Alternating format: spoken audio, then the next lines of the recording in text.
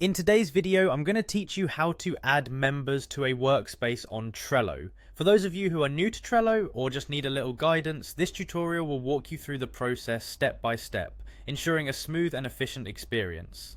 First, you'll want to open up your web browser and navigate to Trello.com. Once you're there, the next step is to log into your existing account. If you don't have an account yet, you'll need to create one. But assuming you're already a user, click on the login button, which you can find in the top right corner of the page. You'll be prompted to enter your credentials. Here, you have the choice to log in with your email address or use your Google account for a quicker entry. Trello supports both options, so pick whatever is most convenient for you. After successfully logging in, you'll be directed to your Trello homepage. This is where all the action happens, so take a moment to familiarize yourself with the layout if you're new to it. Now locate the Boards tab at the top of the page and click on it. Under this section, you'll see an area labeled Your Workspaces. This is where all of your boards are organized, making it easier to manage different projects or tasks. Scroll through and select the board that you want to add members to.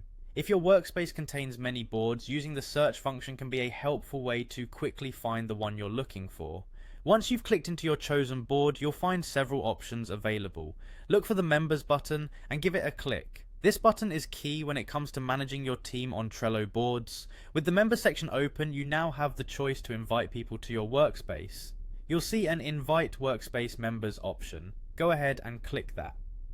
Trello offers two straightforward methods to invite new members. You can generate an invitation link by clicking Create Link and then simply copy and share that link with whoever you wish to add. This method is fast and useful when inviting multiple people at once.